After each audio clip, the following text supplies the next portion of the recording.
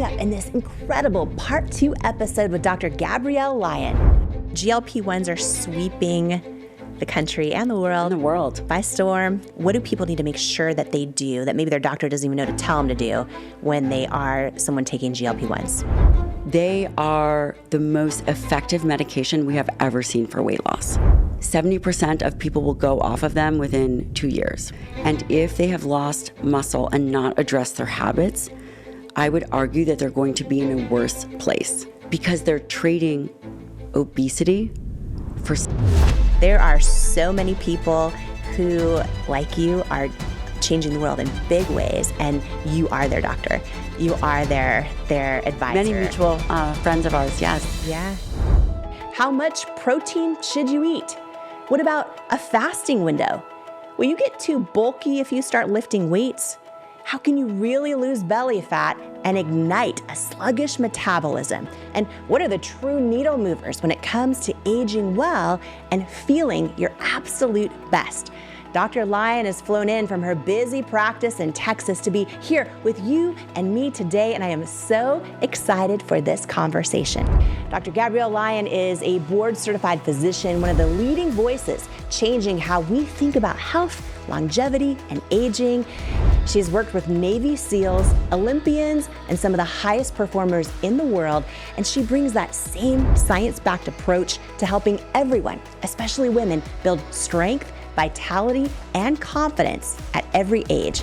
She's also the New York Times best-selling author of Forever Strong and the brand new book out now called The Forever Strong Playbook, a 6-week science-based plan to sharpen your mind, strengthen your body, and get healthy at any age. And whether today you're listening for yourself or because someone that you love shared this episode with you, I want to welcome you to the Jamie Kern Lima Show podcast family. Thank you so much for being here. And can you take 2 seconds and do me a favor? Please hit the subscribe or follow button on the app you're listening or watching on. Thank you so much. It truly means so much to me. And you can get inspiration into your inbox from me for free. Just join my newsletter community at jamiekernlima.com. Also, this incredible podcast episode today, it's not just for you and me. Please share it with every single person that you know who might need some inspiration today, or perhaps a boost in their health or their self-belief. Because what you're about to hear can truly impact mine, yours, and their lives too. I am so excited for this conversation. Welcome to the Jamie Kern Lima Show. Oprah, how have you defied the odds? Her show is unlike any I've ever done. A revelation. When you listen, it feels like a hug, but your brain and your spirit and your heart is like, wow. Melinda French Gates. When I look into Jamie's eyes, I feel like I am on some other cosmic level with her. I could see the light around her. She's infused with light.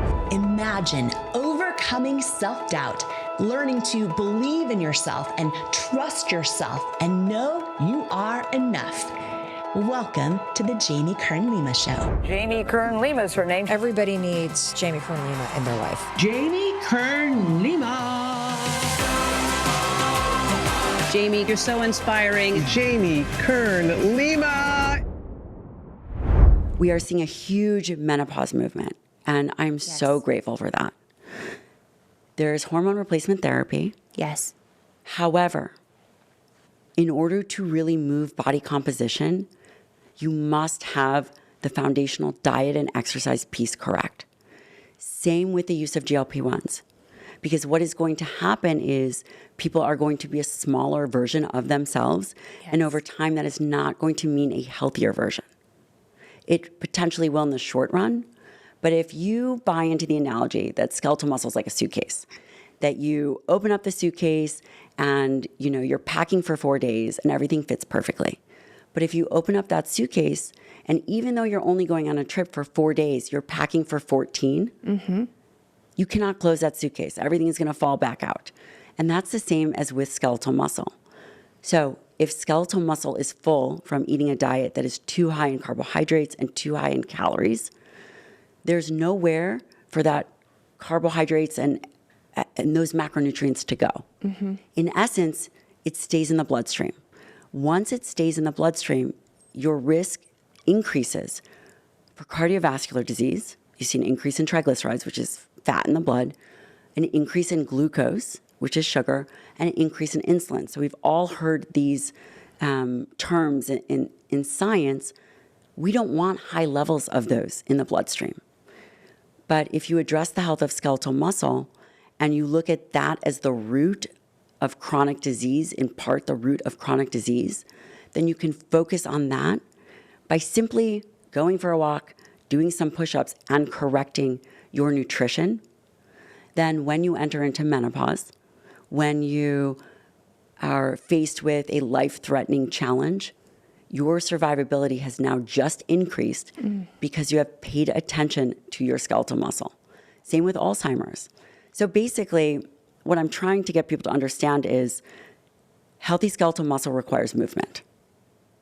And as you move, you now create more flexibility in your life to eat more, eat differently. You know, it's not about being really rigid, but it is about future-proofing your body because, say, for example, menopause. Hormone replacement therapy is critical from my clinical perspective. We've been doing it for a long time. But will that transform body composition? For example, belly fat, that a lot of women struggle with as they're going through menopause. And the answer is not necessarily in a meaningful way. You have to have the lifestyle components down. This is so big for so many people. And I want to dive into GLP-1s in a moment, but I want to ask you one question. There are a number of people right now who maybe were an athlete in their teens or 20s or young adult years, and they had a ton of muscle. I think about, I did gymnastics and I lifted a lot actually. And so now, even though I haven't lifted weights in years, I'm going to admit this to you, my dear friend, and also the doctor who is at the forefront of muscle-centric medicine, of the conversation about how we don't need to focus on fat, we need to focus on muscle. You're the one changing the mainstream conversation and really, really getting the science into mainstream, which is great. It's great to see so many doctors rallying around you and so many people impacted by your work. And with all that, I'm going to say to you, I have not lifted weights in a few years. I cannot believe that. But here's what I want to ask for the person that, feels like, oh, well, when I get my body comp done, they tell me I have great muscle. And, for those of us that maybe in our 20s or 30s, we were an athlete or we had great muscle. And so now we haven't done any resistance training. And someone who's maybe in their 40s, 50s, 60s, 30s, whatever it is, they're told their comp is fine and that they have great muscle. If you haven't actually done resistance training in years, but your muscle composition still looks good, is that not good? Okay, well, first of all, it's great that you did this because you've future-proofed your body. What do I mean by that? You've heard of this concept called health span, right? Yes. Everyone's talking about health span. There's lifespan, which is the length of time you live, and then there's health span. And then, even more important, there's something called muscle span. And muscle span is the length of time you live with healthy skeletal muscle. You see my kids training, and they do it because they love it. I mean, my 4-year-old is training to go into the SEAL teams, but we are allowing them to prime their muscle for metabolic success later on in life. When you are young, you create the possibility of having good metabolic outcomes as you are physically active. The fact that you were physically active when you were younger, you've primed your body and had more muscle, you are much more likely to, number one, be able to go back to the habit, but number two, your body's primed to respond. It's not something new. And in fact, I would challenge you to start lifting weights, and I guarantee, it's hard to make guarantees on other people's bodies, but that you would be really shocked by how fast your body responds. Mm-hmm. And also, when you are doing and engaging in resistance exercise, we talked about muscle as an endocrine organ, which simply means that it releases hormones that act systemically and locally. When you contract your skeletal muscle, it releases these myokines. And these myokines are based on the intensity and duration that you are exercising. And that is what goes and improves brain function, bone health, and a cascade of other things. So whether your body composition improves or not, number one, just the simple act of doing the training has improved the quality of that tissue. So for the person who played football or did, whatever sport that she did or he did, and they actually still now have good muscle comp, but they haven't done resistance training in years, that's not enough because they're not releasing myokines. They're not doing Right. So even though in our past, it's great that in our past we've built muscle or whatever, but that doesn't give us a free pass now. No, Yeah. but the speed at which they improve, Yeah. at least what I've seen from my clinical practice, is their body transforms. And I just think of one patient, she's in her 60s, and she had always lifted weights, and then in her 40s, she stopped. She got too busy. She had kids and a career. She started training again. She started training. We corrected her nutrition. She was, of course, doing the necessary hormones. And not only did her body comp change, but also her blood markers changed. Mm-hmm. And that's really where healthy skeletal muscle comes from. Mm-hmm. Again, we have to move away from this aesthetic part, but the fact that you spent time building healthy skeletal muscle in your 30s, and for someone who is a high school athlete, it's never too late. And those individuals, it's not enough if they stop doing it, but that tissue is primed. It's ready for movement now. Well, that's some good news today. Yeah. That is some good news. All right, so GLP-1s are sweeping the country and the world by storm. What do people need to make sure that they do that maybe their doctor doesn't even know to tell them to do when they are someone taking GLP-1s? GLP-1s, and this is an incretin hormone, and it's something that affects gastric emptying. It slows down gastric emptying. It can also affect the brain. It affects regions of the brain. They are the most effective medication we have ever seen for weight loss, ever. And by the way, they're not new. They've been used to treat type 2 diabetes for, almost 2 decades. They're not a new medication. They allow for a decrease in hunger, and they change weight loss amounts drastically. What does this mean? This means, let's say someone was doing a different kind of medication. We would see, the most would be 5 to 10% change. With the use of GLP-1s, we could easily see a 16% weight loss. 16? Or higher. Mm-hmm. Or higher. Mm-hmm. It transforms people's ability to lose weight. Do I think that they are good? I think that they are good while used with a purpose. 70% of people will go off of them within 2 years, roughly 70%. And if they have lost muscle and not addressed their habits, I would argue that they're going to be in a worse place because they're trading obesity for sarcopenia, which is low muscle mass and function. Is it simply that because someone goes on GLP-1s, their stomach empties slower, it calms the food noise, they're no longer eating as much, and maybe they're not getting enough protein, and so they lose muscle? Is that what's happening? There is nothing magical about the GLP-1s and affecting skeletal muscle loss, which I think is important because a lot of conversation, if you look, is that it causes skeletal muscle loss. Yeah. It doesn't.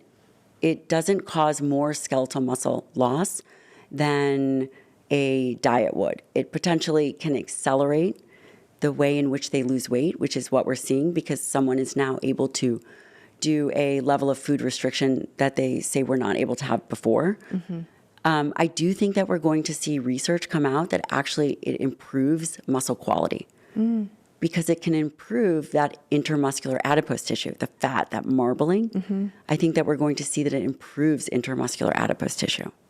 When I hear a lot of doctors say, if you go on a GLP-1, just make sure you eat enough protein. So let's just say someone, goes on one and they just aren't really hungry anymore. If they eat enough protein, will that prevent muscle loss? This is a great question. Protecting muscle is twofold. It is through activity, resistance exercise, and that's probably more impactful than diet. if you were to say what is going to be better at preserving muscle, is it nutrition or is it exercise? It's exercise. However, you cannot preserve muscle without protein. You need these essential amino acids to help support muscle, period. Resistance training, GLP-1s are wonderful because it allows people to have mental freedom from dieting and food. And when you have that, you can then think about reorienting yourself to better choices. You do need dietary protein. When you have food restriction, the quality of the food that you eat becomes more important. And how can we think about this? I had a 70-year-old woman come up to me after a talk that I had done. And she said, Doc, you know, I'm not really that hungry, and I was told that I should really limit my red meat consumption and my animal protein consumption. And I looked at her and I said, well, how much are you eating? And she said, well, I might eat one meal a day. And that's oftentimes what we see with a GLP-1 is that people are really not hungry and maybe they're eating one meal a day. You know, I've seen this clinically. And so the quality of that food matters a lot. And that would be high quality dietary protein or some kind of shake that is nutrient dense. I think that's really important because, you know, I know a lot of people on GLP-1s and there's people losing weight, but they're just not really hungry anymore. So they're like, oh, I can eat some Oreos, have a Starbucks coffee and muffin. I'm still losing weight because they're barely eating, but they're probably not getting protein or nutrition. Right. And if the odds are correct, the percentages are correct, the majority of those people are not going to stay on those GLP-1s. Why do 70% of people go off of them in 2 years? Is it the cost or? It can be cost. And also people get burnt out. If they're doing injectables, they can get burnt out. Do they stop working or do they work forever? I think it depends on the person. Yeah. And by the way, I think that they are tremendous. And there's a way to use them, and I would use them in a micro-dosing way.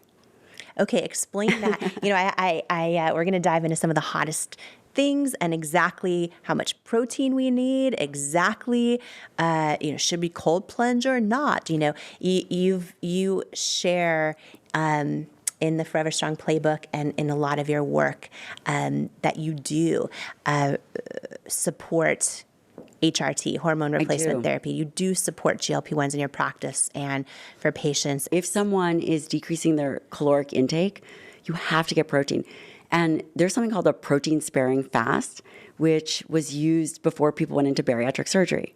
The idea was that they were to maintain the most amount of muscle that they could before surgery because, again, it's not about weight loss, it's about the quality of weight loss.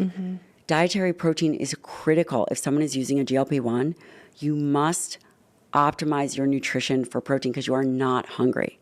And we know that protein supports muscle. But not only that, protein is responsible for the support of muscle, but also every protein and structure in your body. It's essential. How much protein do we need each day? Is that different for men or women? Is it different depending on the season of life we're in? The amount of protein that we need is higher than the amount of protein that we think. We have been oriented towards eating a minimal protein diet. The recommendations that we have set right now are based on the minimum protein requirements, not the amount of protein we need for optimal health. And just to give this to you simply, I would say 0.7 grams of protein per pound of target body weight, or up to 1 gram, which seems daunting for people. For example, if someone is 150 pounds, but they want to be 130 pounds, then you target that protein to roughly 130 grams. So it's about 0.7 to 1 gram per pound of target body weight. And so that's the weight you want to be at, not the weight you're currently at. Yeah. And you know, I think there's so many downsides to technology. One of the upsides of technology is it's not too hard just to figure out how much protein's in something nowadays, even if it doesn't come with a food label. So that's good. You know what I mean? Like, oh, I'm eating a chicken breast. Let me look up about what sizes it is, about how many grams of protein. You can do that in your sleep. But for a lot of people, they're like, how do I calculate it? What do I do? There's a lot of great food tracking apps and things like that too. What are your favorite ways to track your food each day? Okay, well, We need to pause for a super brief break. And while we do, take a moment to share this episode with every single person that you know who this could inspire, because this conversation can truly be the words and inspiration they need to hear today to keep going, to remember that they matter, and to feel less alone and more enough, more connected, more inspired, and more worthy. In life, you don't soar to the level of your hopes and dreams. You stay stuck at the level of your self-worth. When you build your self-worth, you change your entire life. And that's exactly why I wrote my new book, Worthy: How to Believe You Are Enough and Transform Your Life for You. If you have some self-doubt to destroy and a destiny to fulfill, Worthy is for you. In Worthy, you'll learn proven tools and simple steps that bring life-changing results, like how to get unstuck from the things holding you back, build unshakable self-love, unlearn the lies that lead to self-doubt, and embrace the truths that wake up worthiness, overcome limiting beliefs and imposter syndrome, achieve your hopes and dreams by believing you are worthy of them, and so much more. Are you ready to unleash your greatness and step into the person you were born to be? Imagine a life with zero self-doubt and unshakable self-worth. Get your copy of Worthy, plus some amazing thank you bonus gifts for you at worthybook.com or the link in the show notes below. Imagine what you'd do if you fully believed in you. It's time to find out with Worthy. Who you spend time around is so important, as energy is contagious, and so is self-belief. And I'd love to hang out with you even more, especially if you could use an extra dose of inspiration, which is exactly why I've created my free weekly newsletter that's also a love letter to you, delivered straight to your inbox each and every Tuesday morning from me. If you haven't signed up to make sure that you get it each week, just go to jamiekernlima.com to make sure you're on the list, and you'll get your One-on-One with Jamie weekly newsletter and get ready to believe in you. If you're tired of hearing the bad news every single day and need some inspiration, some tips, tools, joy, and love hitting your inbox, I'm your girl. Subscribe at jamiekernlima.com or in the link in the show notes.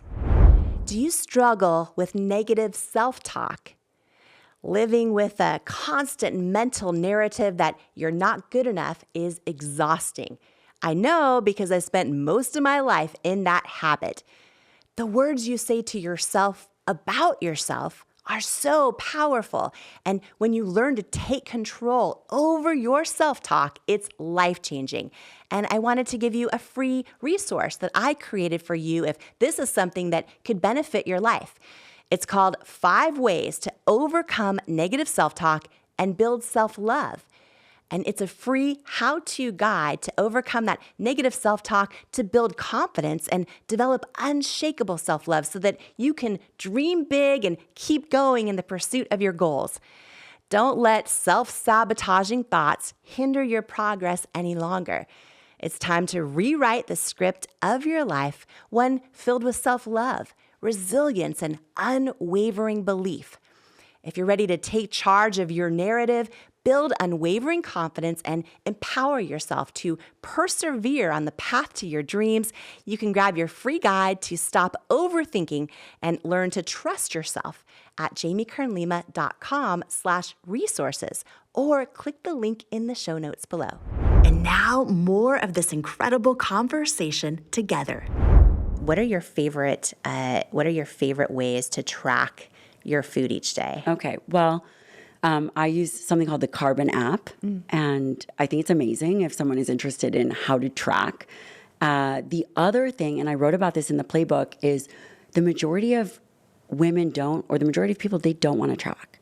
And this is where becoming educated about how much protein you're getting, and then you don't have to weigh and measure it each time. It really becomes a visual plate.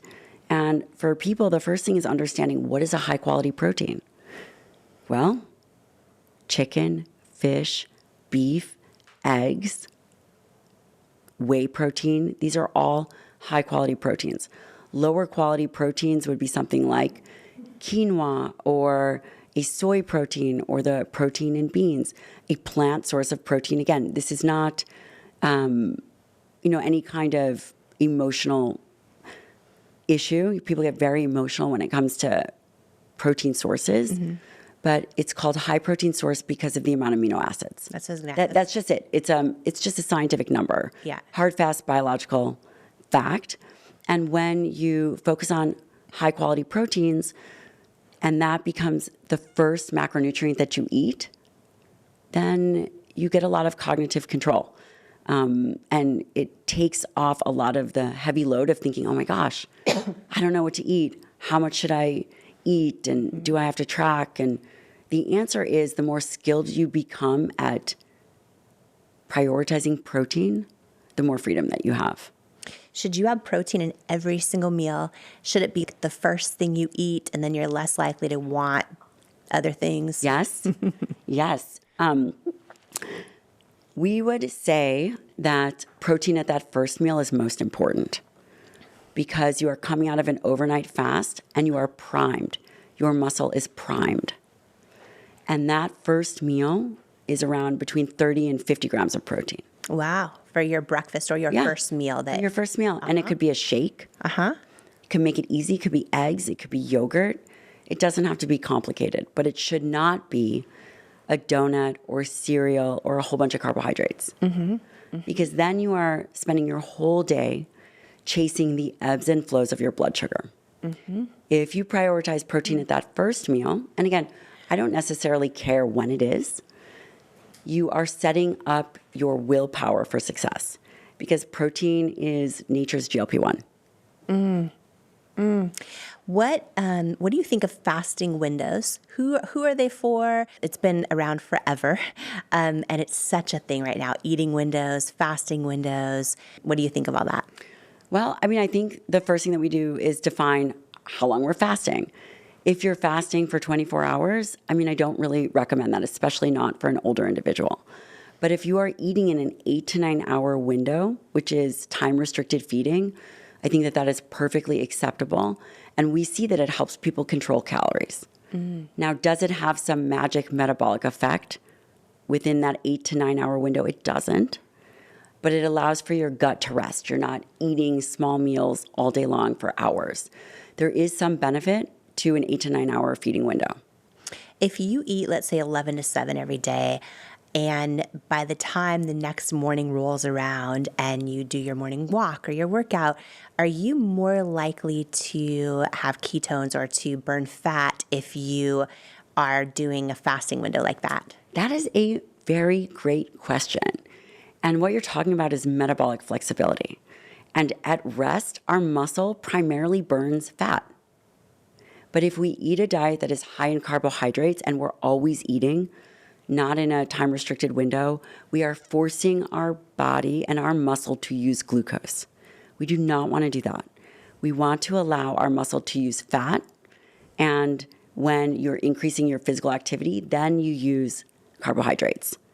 So what you're asking is it healthy for skeletal muscle, and are you burning fat? And I would say, if you are eating in a time-restricted window and you are controlling for calories, and your muscle is healthy, then your muscle is doing what it should do. And that is at rest, primarily burning fatty acids. The more activity you use, the more glucose you're going to use. You know, another big topic, I was going to ask you this as well, is like leaky gut that a lot of people are talking about. And when people have leaky gut, things can get into their bloodstream, and there's all kinds of things that can impact. What should we know about that, both leaky gut and lectins? Yes. Well, let's focus on leaky gut, because I think that that's a term thrown around all the time, and it's really important. Leaky gut is not a medical diagnosis, but it's actually something that we've focused on in our clinic for over 10 years. That was some of the first work that I did. And the idea of healthy gut integrity is, so visually, if you put your hands together and this is your intestine, when you have leaky gut, these gap junctions, so these are gap junctions, they open. And you can detect a protein called zonulin. And zonulin would be increased if someone is diagnosed with, quote, leaky gut. And there's a whole host of reasons why someone's gut health has been affected. And when we think about the integrity of our gut, it's not about what you eat primarily, it's about what you absorb. The healthier your gut is, the more capable you are at absorbing nutrients and micronutrients. Gut health is very important. And how do you know if you've got good gut health or if you don't? You should not be bloated when you're eating. You shouldn't even think about your digestion. Interesting. Yeah, it's such a big thing. And I think when I think about I would say two of the biggest things that I feel like are mainstream, not quite mainstream, but are going to be mainstream. I think of muscle, thanks to you in big part, and also leaky gut. I think those are the two things where people are still, maybe they're not even on their radar yet, and they can impact so many areas of That's their interesting. Why do you think leaky gut? Is it because people are suffering from a lot of GI issues? Yes, and I think that for so long, there's never been a connection made at a mainstream level between your gut health and every other part of your being. Your gut health and your mental health, your gut health and your physical health, your gut health and your moods. And your gut health and muscle. And your gut health and muscle. And similar muscle, right? I think at the mainstream level, that hasn't been part of the conversation until your work, till everything you're putting out there, that like, oh wow, muscle impacts everything. Yes. I want to touch on something that I think people don't recognize. Gut health and gut integrity is very important. And like you said, gut can improve you. If your gut is healthy, the majority of a serotonin, which is a happy neurotransmitter, is made primarily in the gut. And did you know this, which is most people don't think about it and very unusual, you can make compounds, something like urolithin A, which is a postbiotic, if you eat pomegranates or berries. Your body, only 40% of us will, make a compound called urolithin A in the gut. And that actually improves the health of mitochondria, which mitochondria they're the powerhouses of the cell. It's where we get our energy. It's why we feel that we have improved endurance and strength. It comes down to the health of our mitochondria. And just making a muscle-gut connection, urolithin A is kind of that connector. It's just one example, but it's a postbiotic made in the gut that then goes and affects the mitochondria and the health of skeletal muscle. Wow, so and that's unusual. If we have a healthy gut. Yeah. 40% of us, yeah. I feel like, in 2026, for me, two of my biggest goals are muscle and gut. Hey, so I know this doctor I do too. that would be very committed to helping you with this transformation. Because my job is to help take care of people that change the world. Truly, that is my privilege. And you do. I mean, I barely got to brag about you in the intro, but there are so many people who, like you, are changing the world in big ways, and you are their doctor. You are their advisor. Many mutual friends of ours, yes. Yeah. Because it's so important. And, we're talking about this from a perspective that is about health. Yeah. We're talking about it from a muscle perspective and a nutrition perspective. But really, if an individual wants to be the best version of themselves, the common denominator for how they can do it, for how big they can show up in their life, is going to be their health. You cannot overcome that. If you are not taking care of your health, then you are never going to be able to show up in the way fully that you need to, because it's just the way that it is. Yeah. Yeah, I feel that. I feel that. And there's days, can't even believe I'm telling you this, but I know you love me, so it's okay.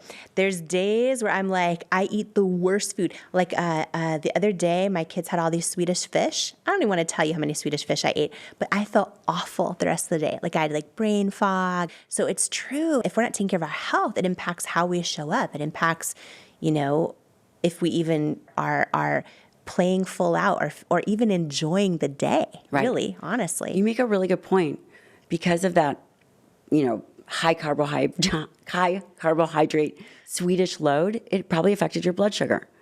Yeah. And you see that with brain fog, and then you're hungry the rest of the day. You're chasing this hunger, and when you're using the example of muscle and like a suitcase, you only pack for 4 days, and your muscle, you want it lean, and when you pack for 14 days, you're eating all kinds of carbs and this and that, your suitcase is overflowing that you packed for. Your muscles are filled with all this stuff. They're full. They can't process the new stuff. I was thinking like, sometimes I feel like I'm like packing for Armageddon, or I'm like packing for like. But you could have done push-ups right after. Yeah. And if someone is thinking, okay, well, what can I do if that happens? Go for a walk or use movement. Leverage your skeletal muscle to help recorrect and rebalance yourself right away. Right away. Mm-hmm. So if you down a bunch of candy. If you do, I'm not saying that you should. Of course. And we're going to talk about that there are predictable vulnerabilities and how do we account for those. But let's say you do, because we all do, including myself. Do some push-ups, go for a walk.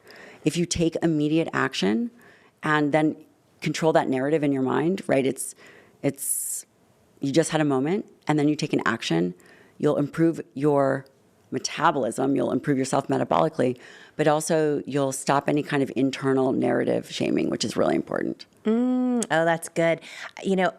When we were talking earlier, when we were walking outside, and I was like, I'm like, do you eat all the recipes in the playbook? Because they're good. I'm like, you eat them? You're like, yeah, I eat them. Of course, I created them. And so that's exciting because you can eat really, really, really well and have something besides a whole bunch of candy and still get that joy. But can you talk about that? Because when it comes to mindset, I love that you go so deep in this book in the sense of you talk about things every one of us can relate to, which is like, okay, feeling horrible that we judging ourselves that we just downed a whole bunch of candy, and you talk about, mindset solutions to that. Can you talk about, just big picture? Because you say discipline is the new self-care. Discipline is the new self-care. How can we love some discipline in our lives versus dreading it and actually look forward to it the way we might look forward to other forms of self-care?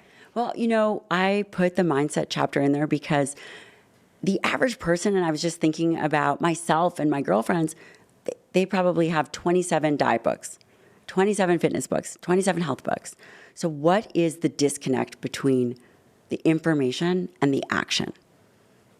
And I spent a lot of time thinking about it. And people will not take action if they're interested.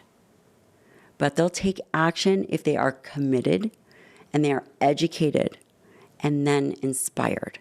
And this is what pushes people to take action. And I wanted to be able to clarify how people were thinking for themselves. We track our nutrition and we track our training, but very rarely do we build a program to build mental muscle. And I think that that's the real disconnect. And so the first thing that we have to plan for is, and this is a little bit out of order, is weaknesses. I think that we always play to our strengths, but people have experiences like you had about the Swedish fish. It shouldn't be surprising. So next time you have Swedish fish, we should have a plan in place because it will happen and it's predictable. And if you build a plan prior, then you are much less likely to go ahead and unconsciously go about something that is going to be harmful for your health because it's coming. And so you plan for everything else in your life, and we all plan for things in our lives, but we do not plan for our vulnerabilities or where we will go off track. And we can do that.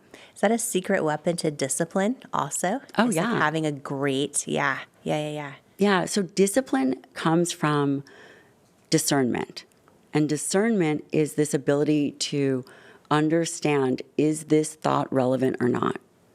Is this information relevant or not? And you can very quickly determine if it is or if it isn't. Once you decide that something is relevant, then you can take the next right action. And then that next right action will compound, and then you will get more disciplined because you know that action to take, and then you get freedom. I'm curious, on behalf of anyone listening who may also dread exercise, we need to pause for a super brief break. And while we do, take a moment to share this episode with every single person that you know who this could inspire, because this conversation can truly be the words and inspiration they need to hear today to keep going, to remember that they matter, and to feel less alone and more enough, more connected, more inspired, and more worthy. Who you spend time around is so important, as energy is contagious, and so is self-belief. And I'd love to hang out with you even more, especially if you could use an extra dose of inspiration, which is exactly why I've created my free weekly newsletter that's also a love letter to you, delivered straight to your inbox each and every Tuesday morning from me.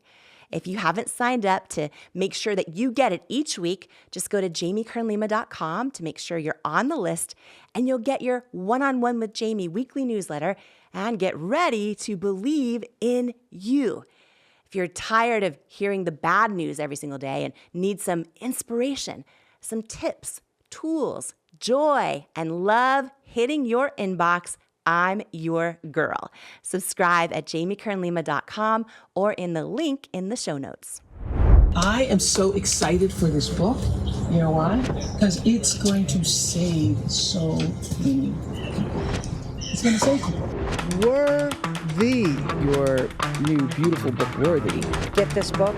This book, I'm telling you, it's a book that can change anybody's life who picks it up. Anybody who's ever felt that they were not good enough, didn't measure up, something's missing in your life, I have to tell you. It's powerful. It's happening. It's worthy. Imagine, what would you do if you fully believed in you? I went from struggling waitress facing nonstop rejection to founder of IT Cosmetics, a billion-dollar company, by learning how to overcome self-doubt and believe I am worthy of my hopes and dreams. And I'm sharing how you can too in my new book, Worthy, How to Believe You Are Enough and Transform Your Life. If you're ready to truly trust yourself and break through that barrier of self-doubt, and know that where you come from, or even where you are right now, doesn't determine where you're going, then Worthy is for you. It's time to go from doubting you're enough to knowing you're enough. It's time to step into all of who you are and into the person you were born to be. And it's time to believe that you are worthy of it. Because in life, we don't become what we want. We become what we believe we're worthy of. Join the Worthy movement today by grabbing your copy of Worthy anywhere books are sold.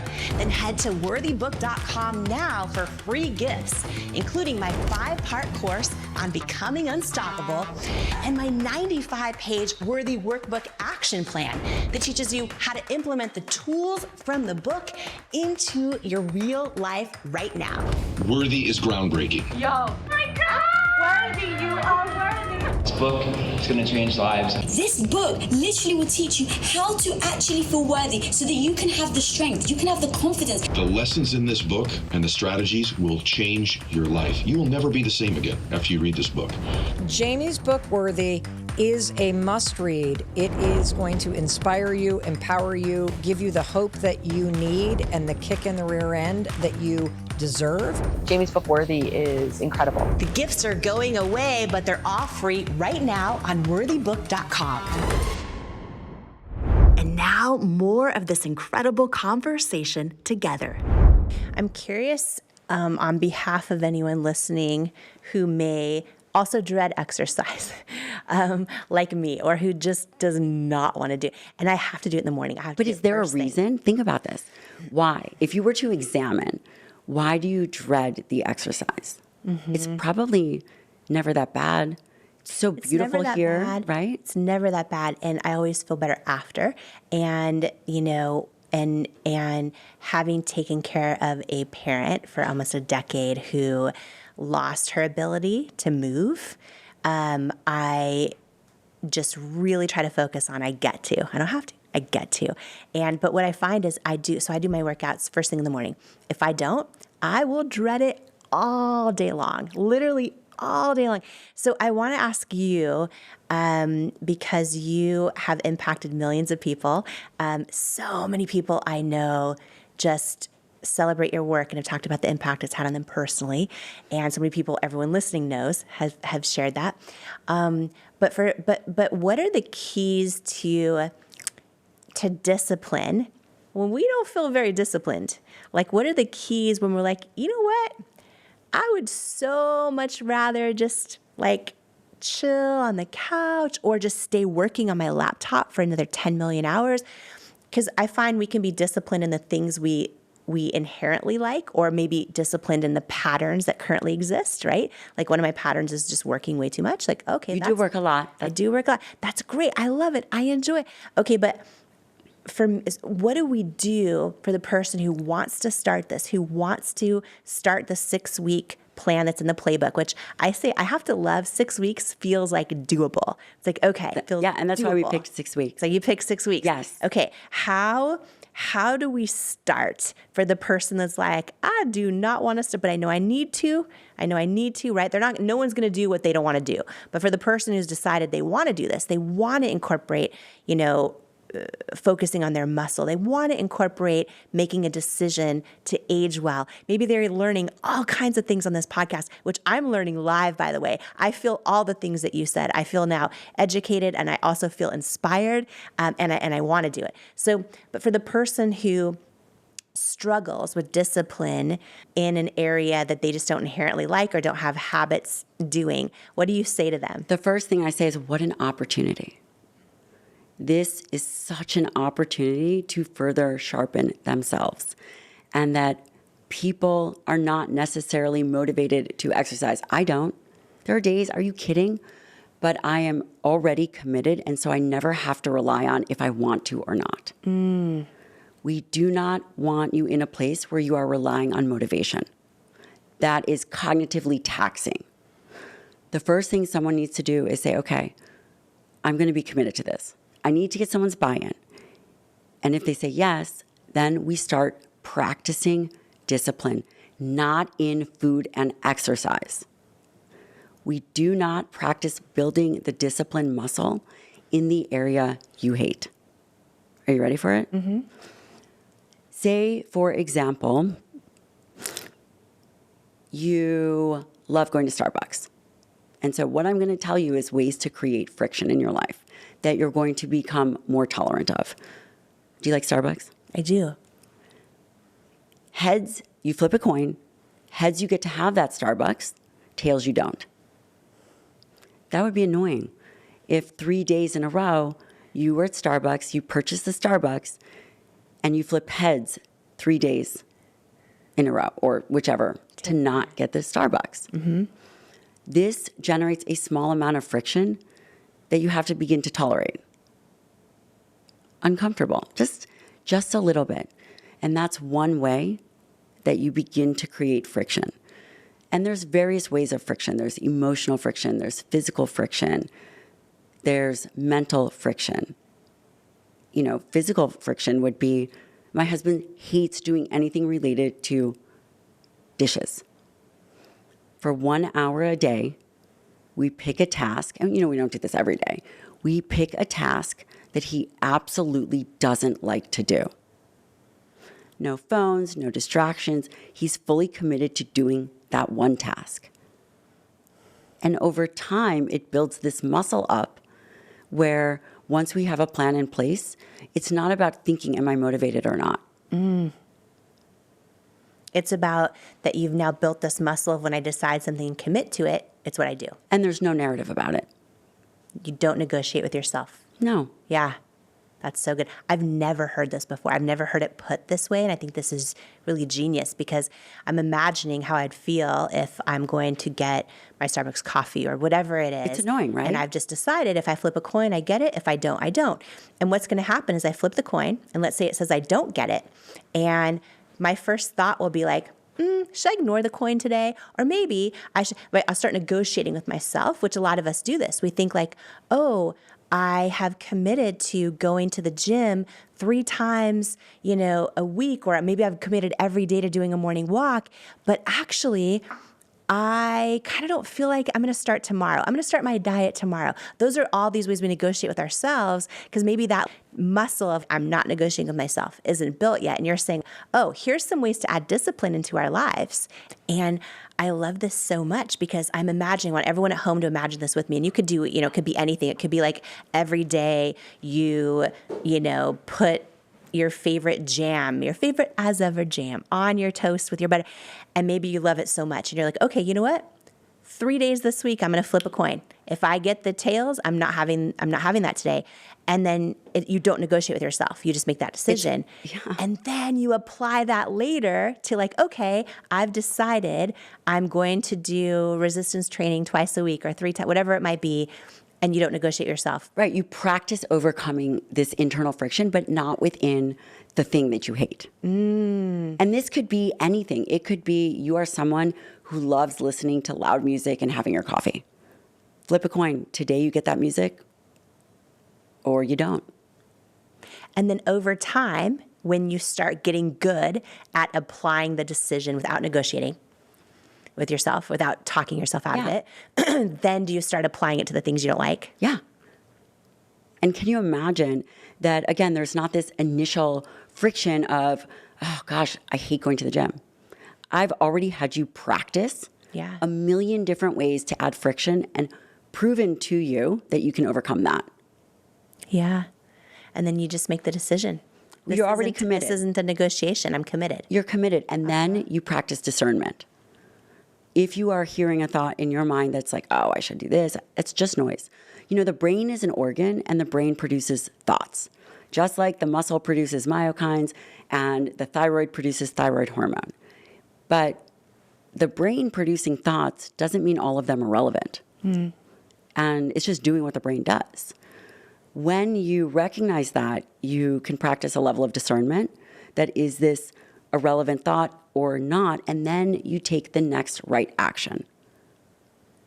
And you have a plan to do it. And what is largely missing in the health and wellness space and the connection between action is actually practicing building a strong mental foundation. Because we hear things, but it doesn't allow us to practice discipline or practice thinking a different way because we don't have a playbook for that. It's so good. And you have people that go, oh, this diet's popular. That's happening. This people, meaning myself and a whole lot of other people, oh, this is a da-da-da-da. But building that strong mental foundation when it comes to discipline. I have another one for you. Yeah. Oh, I want to hear it. I don't know if you're going to like this one. Okay. Celebrate every 5th win. Don't celebrate every win. Oftentimes and people are going to be like, Gabrielle, that kind of sounds negative. No, because what we're building is a level of neutrality. As I think about when I was writing this playbook, what did the people that were most capable do? What were the attributes and characteristics that they had? Because I think part of being a good doctor is to be able to do the obvious, which is recognize patterns of disease. But being an effective doctor is recognizing patterns of people. And it is such a privilege to care for people. And then you see this separation between those that continue to do well, both in their life and in their health. And one of the core attributes that really struck out to me was this level of neutrality. And a way to practice neutrality, which means they never get too high and they never get too low. And there are ways to practice neutrality. And one of those ways is to not celebrate every win, every 5th win. You acknowledge. And again, maybe that sounds negative, but imagine what that would do. If you do not celebrate every win when something goes well. You acknowledge it, and then it's just not a good or bad thing. But then you allow yourself to celebrate that fifth win, and you're like, okay, I'm so proud of myself on this. You become less accustomed to the external environment and also the internal noise of your brain. Do you experience less joy? No. You find that you can actually turn joy on when you want to. And it's not wind dependent. It's not wind dependent. And that's exactly right. Because joy and happiness will never come from anything external or anything that you do. And then you think about really delegating your time. Delegating is the wrong word. Really focusing in on your time. And, I'm talking about this as actions, but they have physiological effects on people's bodies. And that's what we're really controlling for. We're really controlling this ebb and flow of dopamine, drive and motivation. We're talking about, for the mainstream, what are the actions and the framework that we can put in place now? But what it's really doing is it's exercising our brain and putting a mental framework in place where we are controlling our dopamine, our drive and motivation on the back end by our actions on the future end. Which makes it less likely that I would want to sit on the couch and eat some Swedish fish for instant feeling good and put it on the back end. Okay. All right.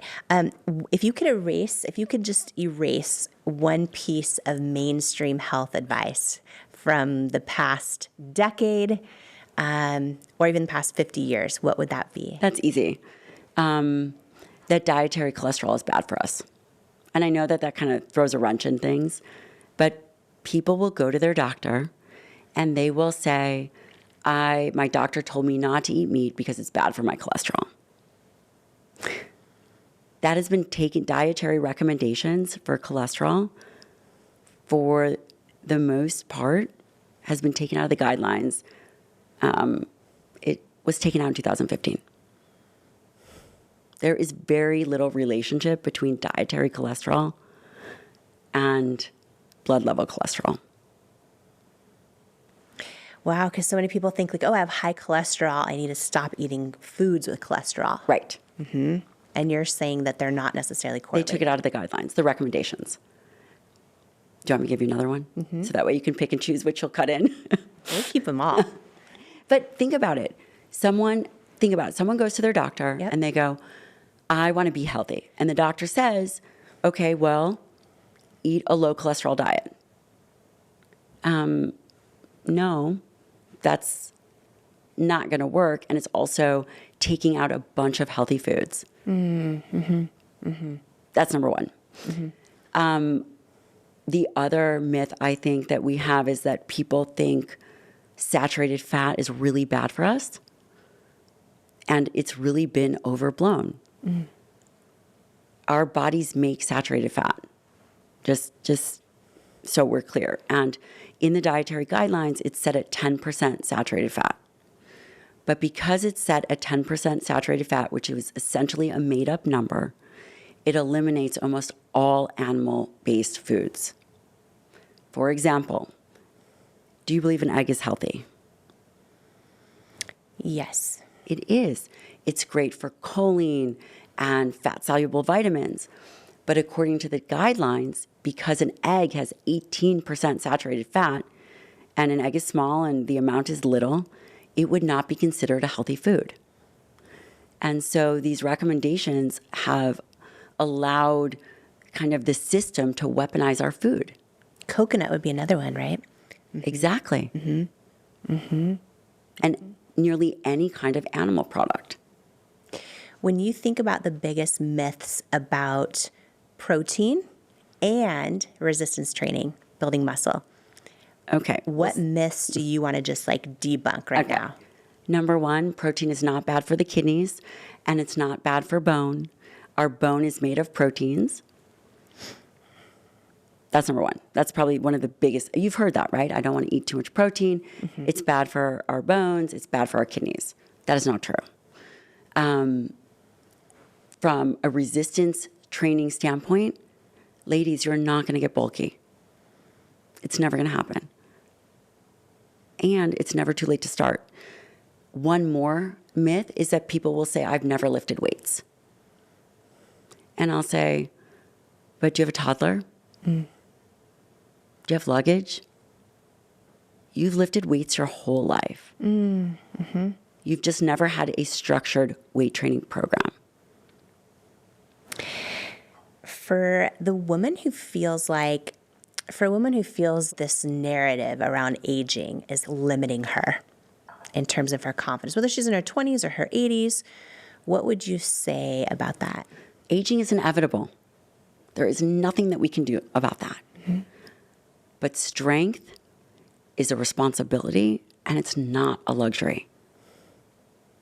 It's coming for all of us.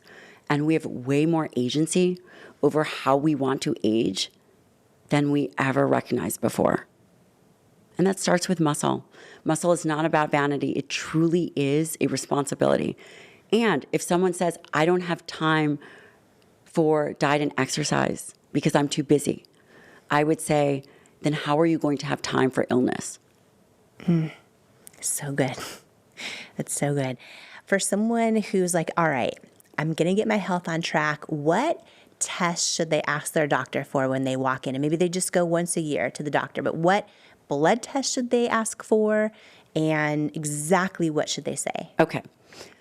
Well, number one, hopefully now your doctor is going to recognize the importance of skeletal muscle. It's coming. And number two, the markers that we think about metabolic syndrome. Metabolic syndrome is greater than 30% body fat, elevated blood pressure, elevated triglycerides, glucose, and insulin. Those are not indicators of adipose tissue. Those are indicators of unhealthy skeletal muscle. Because muscle is the primary site for our metabolic sink. When you have unhealthy skeletal muscle, you have elevated levels of triglycerides, of glucose, and insulin. So all an individual has to say is, please test me for metabolic syndrome. And then please tell the doctor that you recognize that this is actually a test for the health of your skeletal muscle. Because muscle is the focal point. And why we have all these chronic health issues is there's a mismatch between our nutrition and our muscle health. And if a person says to their doctor, I want to be tested for metabolic health, and the doctor says, why? What do they say, and how do I ask this? How can it seem appropriate for maybe a doctor that's maybe not that sophisticated on these kind of things? Well, the good news is those are foundational markers that should be in everyone's blood panel. Okay. And also there is a ton of access. At-home test kits, direct-to-consumer blood. We have a whole telemedicine clinic that we can read their blood for them. They don't have to come to Houston. But, and I don't want to say they should change doctors, but if your doctor is not beginning to focus on your metabolic health, then we have a problem, because your metabolic health is a precursor for all these other diseases of aging.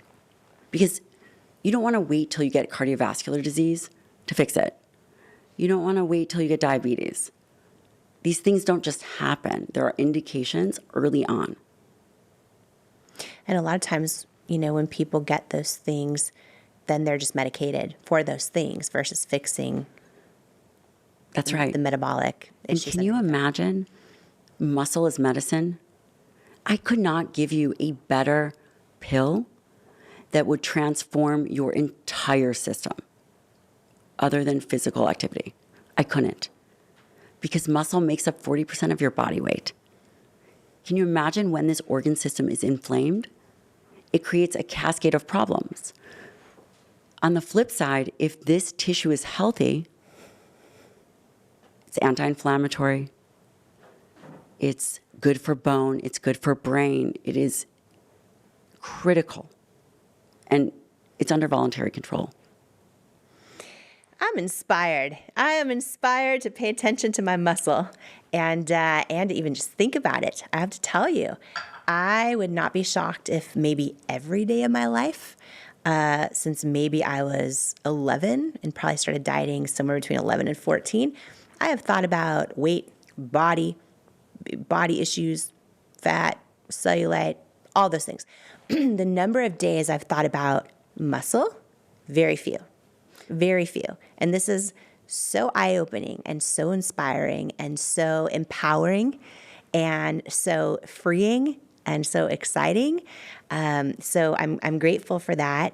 And your brand new book that's out right now that everyone should go pick up, The Forever Strong Playbook, a 6-week science-based plan to sharpen your mind, strengthen your body, and get healthy at any age. There's 60 recipes, illustrated workouts inside. The illustrations even have Dr. G's tattoos on them, which I love.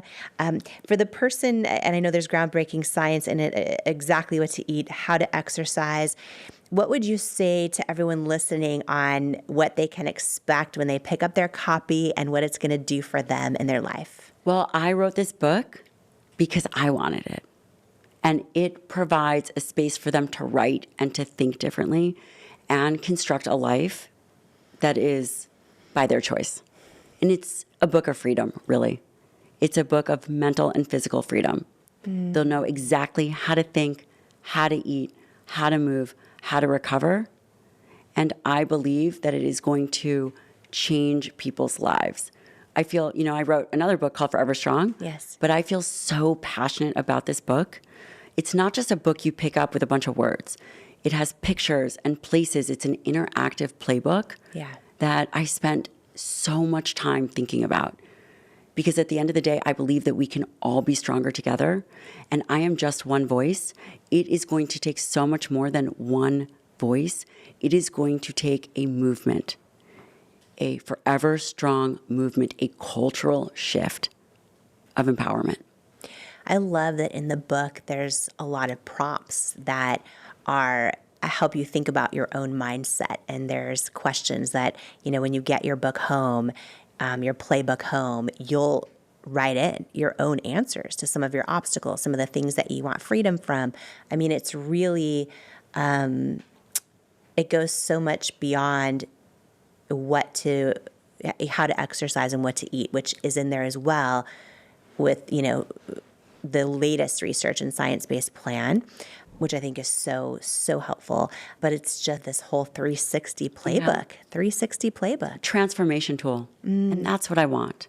Yeah. People can use muscle to pull the lever of their mind and also use their mind to pull the lever of muscle. It's this bi-directional relationship. And ultimately, how do we become the best version of ourselves?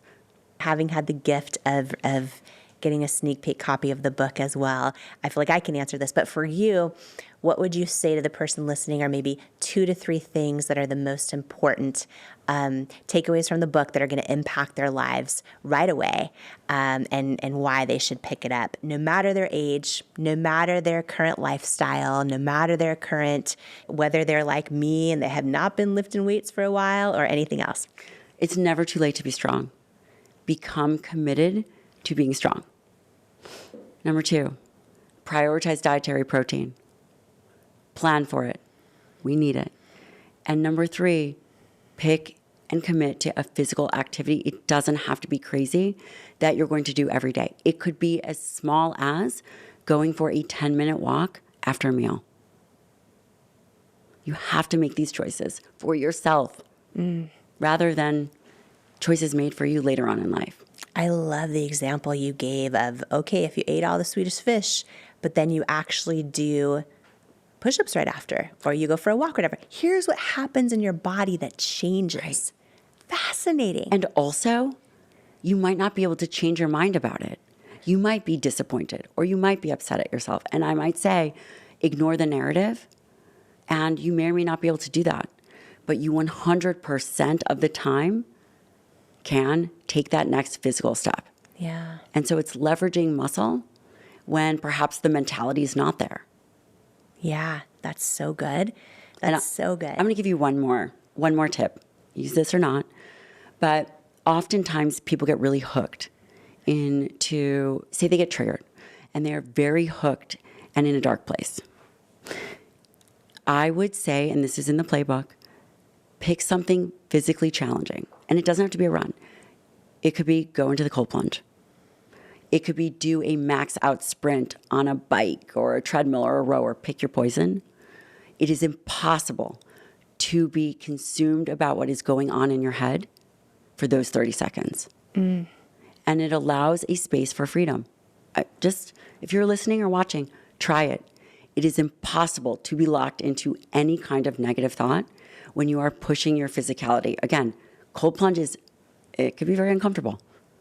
And it's just a little glimpse of freedom that you can begin to develop over time. Do you always feel so much better after you work out? I have never heard someone say, I feel so much work. So, I'm in a bad I feel mood so now that much I've worked worse out. after I did that. Yeah. And I love that saying for like, you want to change your mood, change your body, like just start moving, which is good. I've always heard, that correlation. I've never heard or understood at the level you've explained it today in this conversation, and then even deeper in your playbook at just how many areas it impacts and why we need to do it, and that's just, it's eye-opening. It's going to help so many people and inspire so many people. And I'm so grateful for you and your leadership in this space, your championship of health of women and men. There are so many men who are huge thought leaders in our country that call you their doctor and also their advisor. But I just want to thank you for your care. It's been a gift also to see you and get to know you as a friend outside of any of this, and to get to know your heart, but also to watch how committed and strong you are at championing other people, their health, their wellness, and really, the topic of muscle as the key to longevity, as the organ of longevity, and congratulations just on how mainstream this is going and how many people you're impacting. I'm honored to be one of them, and just thank you so much for being on the show. Thank you so much, Jamie. Remember, this episode is not just for you and me. Please share this with every single person that you know, because it can impact and change their life too. And if you loved today's episode, please click on the subscribe or follow button for the show on the app you're listening to it on or watching it on. And if it added value to your life, if you could please give it a rating or a review, we love a good 5-star. I would be so grateful. And again, please share this episode with everyone you believe in. Share it with another person in your life who could benefit from it. Maybe someone you know is making a change in their health and their fitness or in their life right now. Please post this episode and share it with others online or in your community who just might need the words and tools and lessons in this episode today. You never know whose life you're meant to change today by sharing this episode. And thank you so much for joining me today. Before you go, I want to share some words with you that couldn't be more true. You, right now, exactly as you are enough and fully worthy. You're worthy of your greatest hopes, your wildest dreams, and all the unconditional love in the world. And it is an honor to welcome you to each and every episode of the Jamie Kern Lima Show. Here, I hope you'll come as you are. Heal where you need, blossom what you choose, journey toward your calling, and stay as long as you'd like, because you belong here. You are worthy, you are loved, you are love. And I love you. And I cannot wait to join you on the next episode of the Jamie Kern Lima Show. In life, you don't soar to the level of your hopes and dreams. You stay stuck at the level of your self-worth. When you build your self-worth, you change your entire life. And that's exactly why I wrote my new book, Worthy: How to Believe You Are Enough and Transform Your Life for You. If you have some self-doubt to destroy and a destiny to fulfill, Worthy is for you. In Worthy, you'll learn proven tools and simple steps that bring life-changing results, like how to get unstuck from the things holding you back, build unshakable self-love, unlearn the lies that lead to self-doubt and embrace the truths that wake up worthiness. Overcome limiting beliefs and imposter syndrome. Achieve your hopes and dreams by believing you are worthy of them, and so much more. Are you ready to unleash your greatness and step into the person you were born to be? Imagine a life with zero self-doubt and unshakable self-worth. Get your copy of Worthy, plus some amazing thank you bonus gifts for you at worthybook.com or the link in the show notes below. Imagine what you'd do if you fully believed in you. It's time to find out with Worthy. Who you spend time around is so important, as energy is contagious, and so is self-belief. And I'd love to hang out with you even more, especially if you could use an extra dose of inspiration, which is exactly why I've created my free weekly newsletter that's also a love letter to you, delivered straight to your inbox from me. If you haven't signed up to make sure that you get it each week, just go to jamiekernlima.com to make sure you're on the list, and you'll get your One-on-One with Jamie weekly newsletter and get ready to believe in you. If you're tired of hearing the bad news every single day and need some inspiration, some tips, tools, joy, and love hitting your inbox, I'm your girl. Subscribe at jamiekernlima.com or in the link in the show notes. And please note, I'm not a licensed therapist, and this podcast is not intended as a substitute for the advice of a physician, professional coach, psychotherapist, or other qualified professional. If you love this incredible episode with Dr. Gabrielle Lyon, I promise you, you are also going to love this life-changing episode of the Jamie Kern Lima Show right here. It's up next just for you.